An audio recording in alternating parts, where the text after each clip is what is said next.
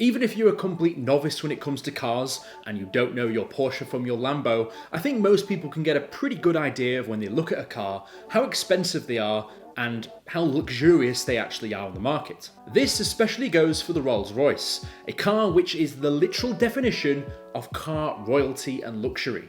Sure, these cars might be nice and maybe they've got a few features which are a little bit more expensive than other cars, but there is a reason why these cars are so expensive. And today we're going to talk about that fact, why these cars are so expensive compared to your average car that you would buy. So we're going to have a deep dive and find out why that's the case. Open up those wallets, people. We're going to be splashing the cash today. Hello! Welcome to Brainspill, the laziest show on the internet. My name is Tank, and we've got an awful lot to cover today, so we may as well just jump straight into it and look at some of these absolutely insane, eye-watering figures and wondering why people have this much money to spend on a car. Well, let's find out. The British-made luxury car maker is described by the BBC as probably one of the most recognised icons in the world. The Rolls-Royce Phantom 4-door saloon was the first product offered for sale in 2003, but then released an extended range of vehicles from the Ghost, Wraith and Spectre.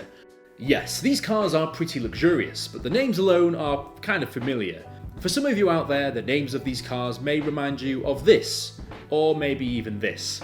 But that's just me. Rolls-Royce keep their cards close to their chest when it comes to how much these cars actually sell for on the market, and that's for a number of reasons. Chief amongst which is that each vehicle is classed as a bespoke item, meaning that you can't really just go and buy one off the shelf and expect to pay a standardised price for it. So yeah, it is basically the individual specifications and requests made by customers which kinda give it its value, and depending on what you want and how evasive it is, your value of your car will likely go up and up and up. However, whilst this isn't a completely accurate figure, from what I've seen online, an average quote of what you'd be probably looking at for what you would call a base model, shall we say, or something that's fairly standard, is probably around $340,000 to $400,000. Again, I don't know how accurate that actually is, so if you're going to go buy one of these things, then go speak to an actual dealer, and if you can afford one, then maybe throw a couple of bucks my way, because my god, the rent's going to need it.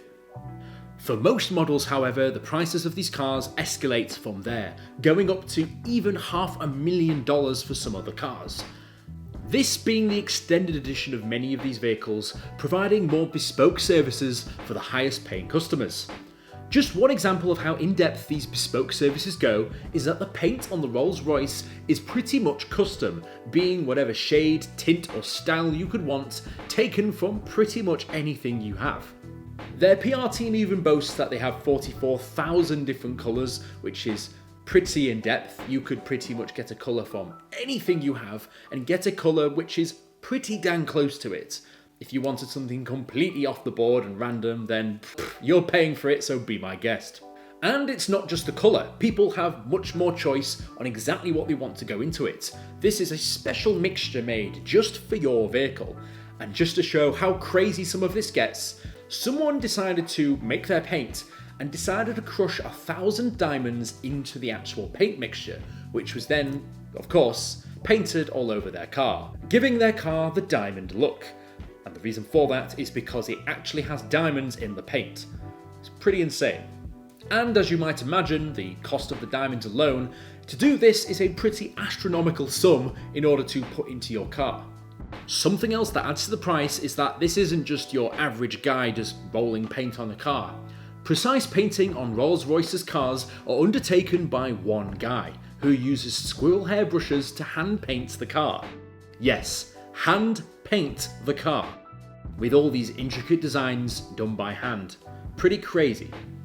Whilst this is a good start, and of course this adds some price to it if you want something quite bespoke, the price really ramps up when you start looking inside the car.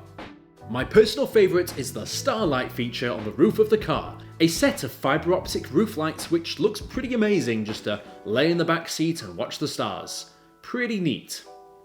The car also has specialist features such as heavy acoustic foaming, soundproofing, foam-proofed wheels and even a personalised embroidery if the person requests it.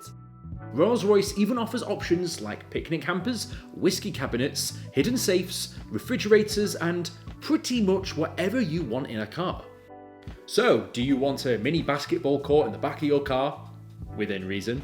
Well, I'm sure you could get some little hoop and stick it in the back or something, but if you want anything, provided it's within reason, I'm pretty sure that they can make it work. And of course, provided that you're willing to pay for it. I mean, pretty much everything's customizable. There's an example of a car which costs an awful lot, which is quite a unique car in the Rolls-Royce collection, which is called the Sweptail. This car is a bespoke custom model which took 4 years to make, valued at approximately $13 million. This is largely down to its unique body shape and design of both inside and outside the vehicle. Like a boat on wheels, pretty nifty stuff. Whilst all of this plays a pretty important role and certainly explains the price tag on many of these cars, it doesn't explain the ethos of what this all actually means.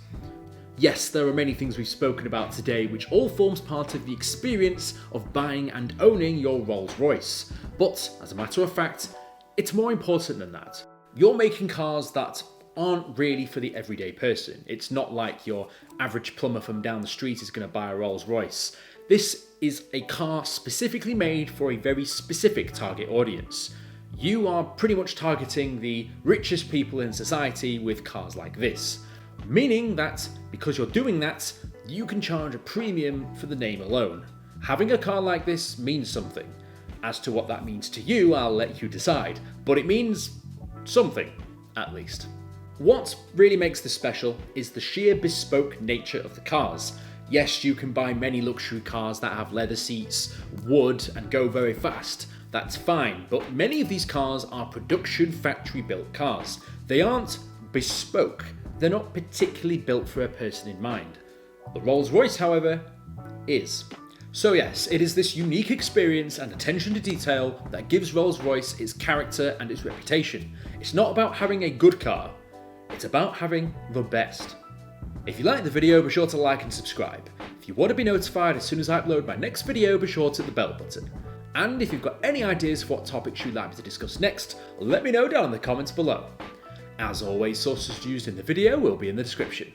If I was ever going to get a prop in a video, it would have to be this one. I mean, I would love to show you off my new Rolls-Royce car and show you how bespoke and unique it is, but I think with the budget of this channel, we're going to have to stick with tinfoil hats and also cans of baked beans. Just that sort of stuff for now. So maybe in the future, but set your expectations, people.